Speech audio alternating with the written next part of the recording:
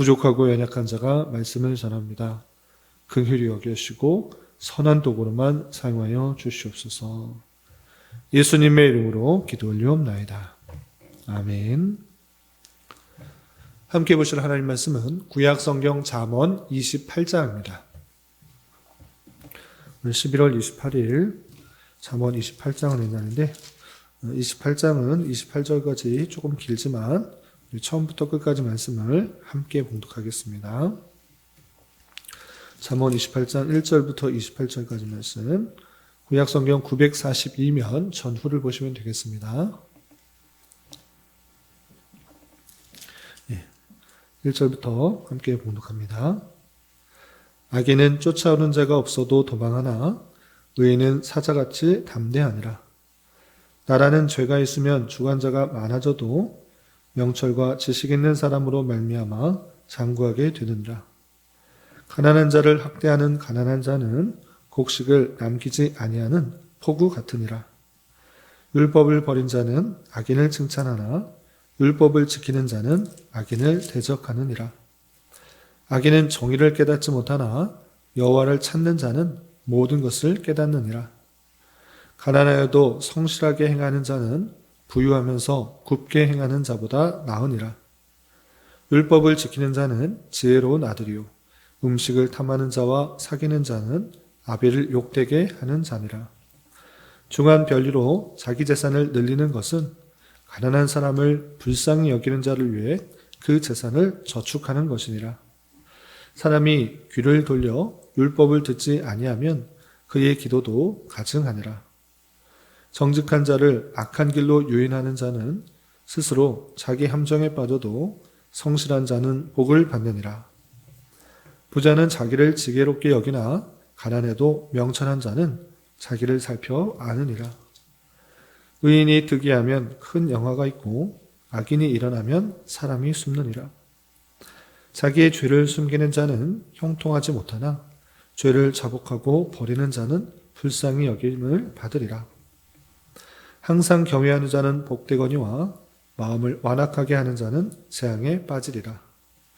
가난한 백성을 압제하는 악한 권한은 부르짖는 사자와 줄인 곤 같으니라. 무죄한 치자는 포악을 크게 행하거니와 탐욕을 미워하는 자는 장수하리라. 사람의 피를 흘린 자는 함정으로 달려갈 것이니 그를 막지 말지니라. 성실하게 행하는 자는 구원을 받을 것이나 굽은 길로 행하는 자는 곧 넘어지리라. 자기의 토지를 경작하는 자는 먹을 것이 많으려니와 방탕을 따르는 자는 궁핍함이 많으리라. 충성된 자는 복이 많아도 속히 부하고자 하는 자는 형벌을 면하지 못하리라. 사람의 낯을 보아주는 것이 좋지 못하고 한 조각 떡으로 말미암아 사람이 범법하는 것도 그러하니라. 악한 눈이 있는 자는 재물을 얻기에만 급하고 빈궁이 자기에게로 임할 줄을 알지 못하느라. 사람을 경책하는 자는 혀로 아첨하는 자보다 나중에 더욱 사랑을 받느니라. 부모의 물건을 도둑질하고서도 죄가 아니라 하는 자는 멸망받게 하는 자의 동률이라. 욕심이 많은 자는 다툼을 일으키나 여호와를 의지하는 자는 풍족하게 되느니라. 자기의 마음을 믿는 자는 미련한 자요 지혜롭게 행하는 자는 구원을 얻을 자니라. 가난한 자를 구제하는 자는 궁핍하지 아니하려니와 못본 채 하는 자에게는 저주가 크리라. 악인이 일어나면 사람이 숨고 그가 멸망하면 의인이 많아지느니라. 아멘. 감사합니다. 오늘 함께 살펴볼 하나님 말씀은 잠언 28장입니다. 우리가 어제 살펴봤던 잠언 27장에서는 솔로몬의 제3잠언집 중에서도 특별히 자랑하는 것과 분노에 대한 다스림, 그리고 친구에 관한 우정에 관한 잠언, 또 맡겨진 일들에 대하여 충성과 최선을 다해야 될 것을 교훈하는 여러 잠언들을 살펴볼 수 있었습니다. 그리고 이어지는 28장에서도 지혜로운 자로서 마땅히 행해야 될 여러 가지 잠언들이 나와 있는데요. 좀 주제에 의해서 구분하면 여러분들 말씀 읽기 책자에 나온 것처럼 악인의 행태에 관한 잠언도 있고 부자와 가난한 자를 비교하는 잠언도 있고 또 강력한 자의 악덕을 논하는 그런 잠언도 있고, 또 탐욕과 강포 등을 경계하는 여러 잠언들이 있습니다. 내용들이 많아서 한 절 한 절 다 해석하기보다는 몇 가지 주제에 대해서 또 살펴보고 또 교훈을 받아 오늘 또 살아갈 수 있는 그런 시간을 갖도록 하겠습니다. 28장에서 가장 많이 나오는 단어가 무엇인가 살펴볼 때 악인과 의인의 대조인 것을 볼 수 있습니다. 그래서 악인은 이렇고 의인은 이렇다라는 것들을 대조하여 설명하면서 악인의 다양한 행태들을 버리고 의인으로서 지혜를 가진 자로서 이러한 삶이 마땅하다라는 것들을 더욱더 강조하는 여러 표현들이 있는데 먼저 그것 위주로 좀 살펴보도록 하겠습니다. 우선 1절에서 보시면 악인은 쫓아오는 자가 없어도 도망하나 의인은 사자같이 담대하니라 라고 표현하고 있습니다. 악인과 의인을 대조하고 있는데 악인은 쫓아오는 자가 없어도 무엇이 두려운지 항상 도망하고 또 남의 그런 시선과 또 내가 어디로 가야 될지 잘 알지 못함으로 말미암아 도망하고 불안하고 근심과 걱정 가운데 있는 그 모습을 보게 됩니다. 그러나 의인은 사자같이 담대하다라고 표현하고 있는 것입니다. 비록 당장에 내가 원하는 대로 이루어지지 않았을지라도 내가 아무것도 가지지 않았을지라도 담대할 수 있는 것은 그 모든 것을 가지고 있는 주님의 선택을 받아 의롭게 되었고 또 지혜를 얻었기 때문에 생이 보장된다는 것을 아는 것입니다. 그래서 어떤 것에도 근심 걱정하지 않고 두려워하지 않고 사자같이 담대하다라고 표현하는 것을 볼 수 있습니다. 우리가 하나님의 선택함을 받아 예수 그리스도를 믿었을진데 우리가 가져야 될 것은 두렵고 걱정하고 도망하고 근심하는 마음이 아니라 담대하게 주님께서 지켜주실 것을 고백하며 살아가는 것이다 라는 그런 지혜를 얻게 됩니다. 또한 좀 건너뛰어서 4절과 5절에서도 악인에 대한 표현이 나오는데 오늘 4절 5절 보겠습니다. 4절 5절 보시면 율법을 버린 자는 악인을 칭찬하나 율법을 지키는 자는 악인을 대적하느니라 라고 하면서 악인에 대한 표현이 있는데 율법과 관련하여서 온전히 지키게 될 때 정의를 구분할 수가 있고 선과 악을 구분함으로 말미암아 악인을 칭찬하거나 혹시 대적하는 그런 것들로 드러날 수 있다라는 그런 표현도 있고요. 5절에는 이런 표현이 있습니다. 5절 보시면 악인은 정의를 깨닫지 못하나 여호와를 찾는 자는 모든 것을 깨닫느니라 라고 하면서 악인은 참과 거짓을 온전히 구별하지 못하고 자신에게 유익과 이득이 되는 방향으로 결단하고 또 취하지만 그렇지 않고 여호와를 찾는 자, 참과 진리를 온전히 구별할 수 있음으로 말미암아 모든 것을 깨달아 참된 진리를 알고 정의를 행할 수 있게 된다. 이런 표현도 하는 것을 볼 수 있습니다. 그리고 또 악인에 대한 표현이 12절에도 이렇게 나와 있습니다. 12절 보시면 의인이 득이하면 큰 영화가 있고 악인이 일어나면 사람이 숨느니라 라고 하면서 의인, 지혜롭게 된 자는 의를 얻으면 크게 영화가 되지만 반대로 악인이 득이하거나 악인이 세력을 얻게 되면 그것으로 말미암아 많은 사람들이 피하게 되는 그런 일들이 있다라고 표현하고 있는 것입니다. 그만큼 의인이 추구하고 또 행하는 바와 악인이 행하는 바가 너무나 상이하기 때문에 악인은 이웃과 또 공동의 여러 사람들의 또 유익과 안전과 평화를 위해 하는 것이 아니라 자신의 이익과 만족만을 행하는 그런 모습들이 많기 때문에 악인이 득의를 하면 악인이 일어나면 새를 불리게 되면 많은 사람들이 피하고 숨는 일이 있다라고 표현하고 있는 것을 볼 수 있습니다. 비슷한 표현으로 28절에는 이렇게 되어 있습니다. 28절 보시면 악인이 일어나면 사람이 숨고 똑같이 말하고 있습니다. 악인이 일어나면 악인이 세력을 얻으면 힘을 얻으면 사람들이 숨고 그리고 그가 멸망하면 의인이 많아지니라 라고 하면서 그가 멸망하게 될 때 그가 그 세력을 잃게 될 때 의인들이 많아지는 그런 모습들이 나타나게 된다라고 하면서 악인의 특징은 자기의 유익과 만족만을 위해서 행하는 모든 것들로 말미암아 주변 사람들에게 해가 되고 피해가 된다라는 것을 통해서 지혜를 가진 자로서 또 하나님의 은혜 가운데 의인이 된 자로서 자신의 유익만을 위한 것이 아니라 또 주변 사람들에게 의를 베풀고 또 사랑을 베풀고 또 유익을 함께 나누는 것을 통해서 공동체에 함께 또 잘 활동할 수 있도록 또 살아갈 수 있도록 행동해야 된다라는 것들을 교훈받을 수 있습니다. 그리고 또 많이 나오는 표현이 무엇인가라고 할 때 가난과 또 부한 것에 대한 경제 관련한 그런 용어들이 많이 있는 것을 보게 됩니다. 그 중에서 몇 가지를 볼 텐데 3절에 보면 이렇게 되어 있습니다. 3절 보시면 가난한 자를 학대하는 가난한 자는 곡식을 남기지 아니하는 포구 같으니라 라고 표현하고 있습니다. 이 땅을 살아가면서 다 모든 사람들이 다 부했으면 좋겠는데 그렇지 않고 가난한 자도 생기게 되는 것입니다. 부한 자가 있으면 또 가난한 자가 있는데 이 가난한 자가 있는데 그 가난한 자를 돕고 또 함께 나누는 것이 아니라 가난한 자를 더욱더 학대함으로 말미암아 자신이 더 높아지려고 하는 그런 모습들이 나타나는 것입니다. 그런데 그 사람이 부한 자가 아니라 그 또한 가난한 자다라고 표현한 것이 특기할 만합니다.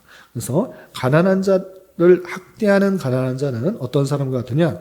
곡식을 남기지 아니하는 포구 같으니라 라고 하면서 포구가 완전히 쓸어버리는 것과 같이 그런 것은 완전히 잘못된 것이다. 가난한 사람이 있으면 자기도 가난하니까 형편을 돌아보고 또 그를 위하고 또 애써주며 함께 힘을 모아야 될 것이지 가난한 자를 더욱더 학대하는 부자뿐만 아니라 가난한 자는 옳지 않다라는 것들을 강조하는 그 표현들을 볼 수 있습니다. 또 비슷한 표현으로 6절에는 이런 표현이 있습니다. 6절 보시면 가난하여도 성실하게 행하는 자는 부유하며 곱게 행하는 자보다 나으니라 라고 하면서 여러 가지 형편 가운데 형편이 재물이 또 부한 것들이 좀 남보다 부족한 경우가 있는 것입니다. 그럼에도 불구하고 가난할지라도 성실하게 행하는 자, 주어진 일에 최선을 다하고 또 막 충성을 다해서 행하는 그 모습들을 가지고 있을 때 부유하면서 굽게 행하는 자, 옳지 않은 일들을 행하는 사람보다 훨씬 낫다라는 것을 통해서 부하고 가난한 것이 더 중요한 것이 아니라 그것보다 더 중요한 것은 성실하게 맡겨진 일들을 행하는 것, 옳지 않은 일을 하는 것이 아니라 옳은 일을 하고 또 맡겨진 일들에 최선을 다하는 자세가 아주 중요하다라는 것들을 살펴볼 수 있습니다. 또 가난한 사람이라는 표현이 또 8절에도 이렇게 표현하고 있습니다. 8절 보시면 중한 별리로 자기 재산을 늘리는 것은 가난한 사람을 불쌍히 여기는 자를 위해 그 재산을 저축하는 것이니라 되어 있습니다. 무슨 뜻인가 곱씹어서 읽어봐야 하는 그런 표현인데 쉽게 말하면 이렇습니다. 중한 별리, 그러니까 이자를 많이 뜯어내서 재산을 늘리는 사람들이 있는 것입니다. 그런 사람이 있는데 그런 사람은 어떻게 되는가를 표현하고 있는데 그 사람들은 가난한 사람을 불쌍히 여기는 자를 위해 그 재산을 저축하는 것이다 라고 표현하고 있습니다.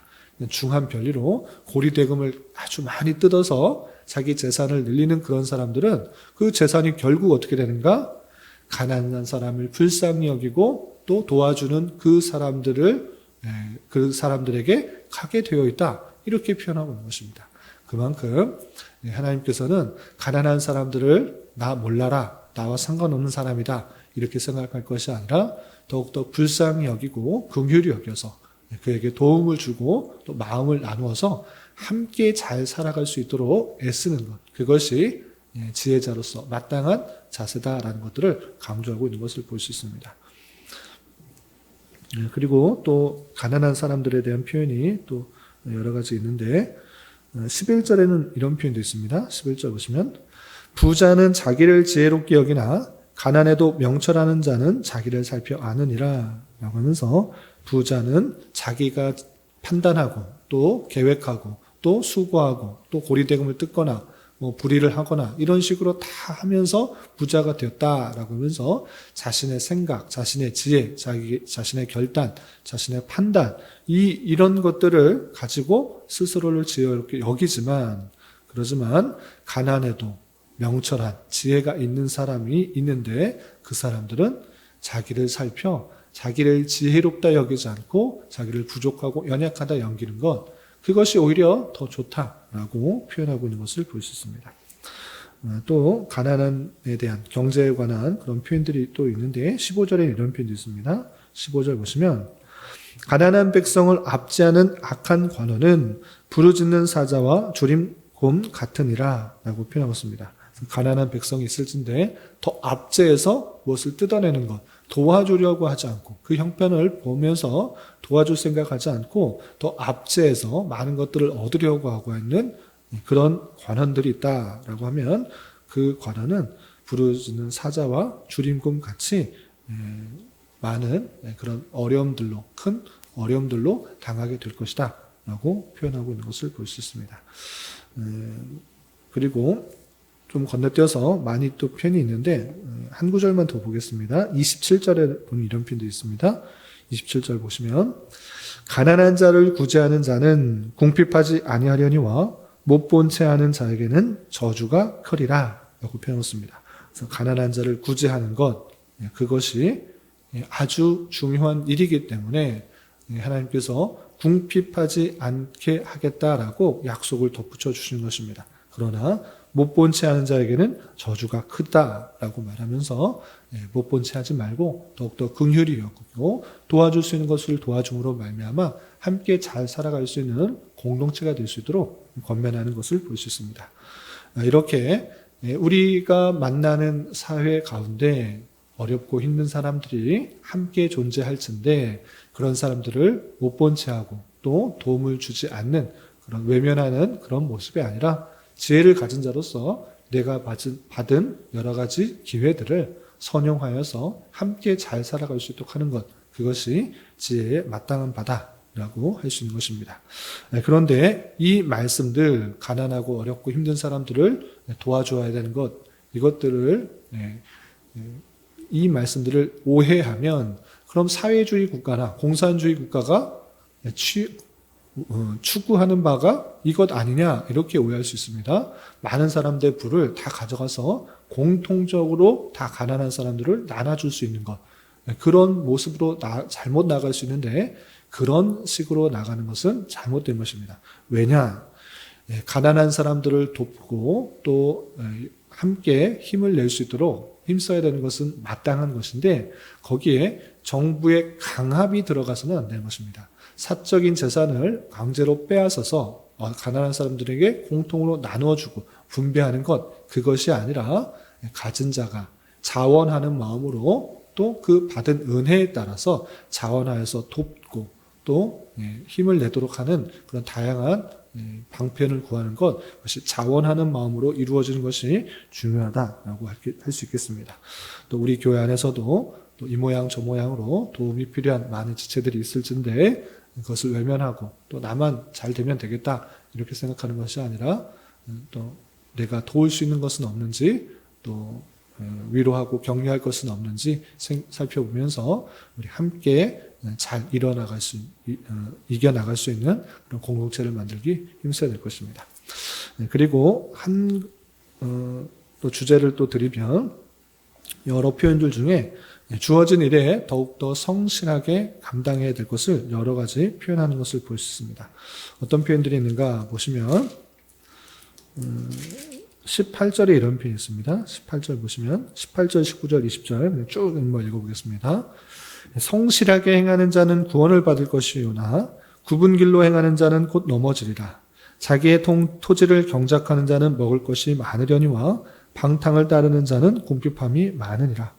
충성된 자는 복이 많아도 속히 부하고자 하는 자는 형벌을 면하지 못하리라 라고 하면서 맡겨진 일들이 있을 때 그것에 대해서 게으르지 말고 또 불법 행하지 말고 더욱더 성실히 행함으로 또 충성되게 행함으로 자기의 맡겨진 일들을 잘 감당함으로 맡게 되는 여러 가지 유익들을 잘 감당해라 라고 하는 것을 볼 수 있습니다. 주어진 자리가 무엇이든지 간에 어떠한 곳이든지 간에 하나님께서 주어진 곳이다 생각하며 더욱더 훈련하고 열심으로 감당할 때 하나님께서 그곳에서 또 많은 선한 일들을 이룰 것이고 그것이 주님의 몸된 교회로서 마땅한 자세다라는 것들을 생각하며 성실하게 또 최선을 다해 잘 감당해야 될 것입니다. 그리고 또 많은 부분에 있어서 자신의 지혜를 의지하지 말고 여호와를 경외하고 여호와의 말씀을 듣고 그것들대로 행해라라는 교훈들이 많이 있습니다.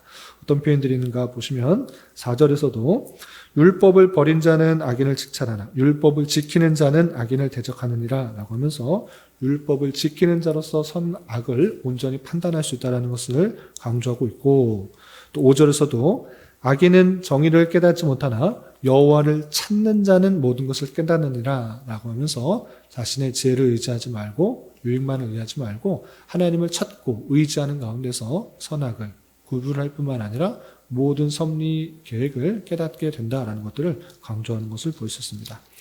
또 7절에서 율법을 지키는 자는 지혜로운 아들이요 라고 하는 것을 통해서 율법을 듣고 마는 것이 아니라 지키는 자가 중요하다라는 것 표현도 있고요.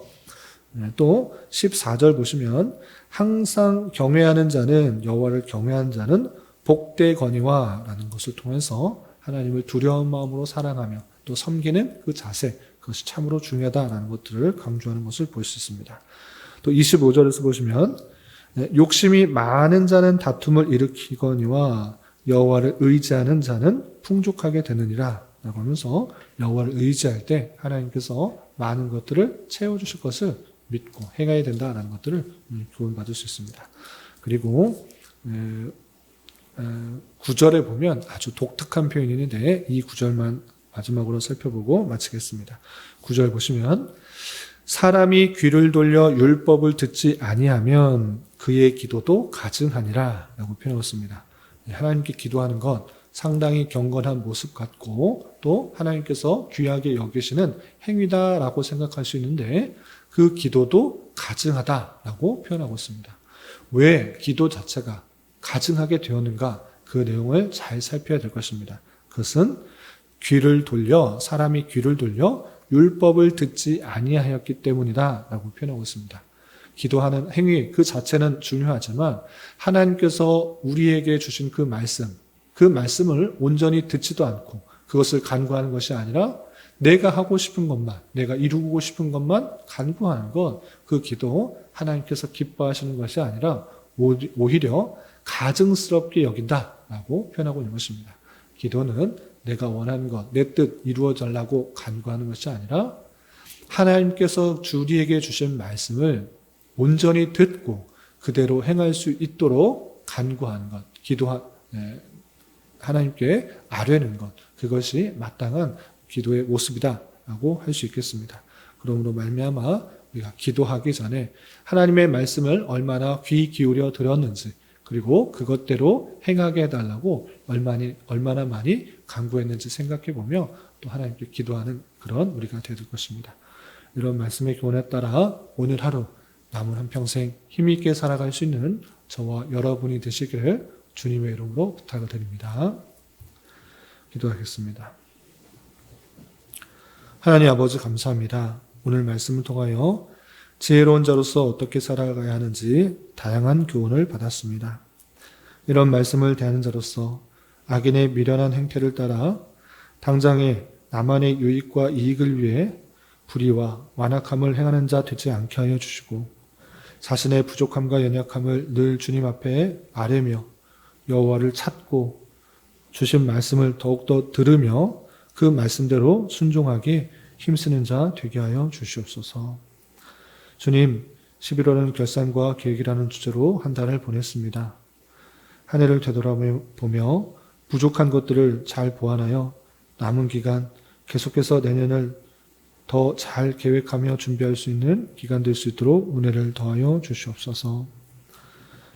주님, 교회 내 육체의 질병과 장애로 가족의 전도와 신앙을 위해 자녀의 학업과 진로를 위해 직장과 사업장의 문제로 주님께 간절히 기도하는 여러 지체들이 있사오니 주님께서 그 모든 상황과 여건, 마음과 생각을 주장하여 주셔서 우리의 기대와 소망보다 훨씬 더 풍성한 것들로 채워주시는 하나님을 깊이 경험할 수 있는 기회 되도록 인도하여 주시옵소서. 이 시간 각자 간절하게 간구하는 기도 제목 주님께서 들으시고 가장 선한 것들로 응답하여 주시옵소서. 예수님의 이름으로 기도 올리옵나이다. 아멘.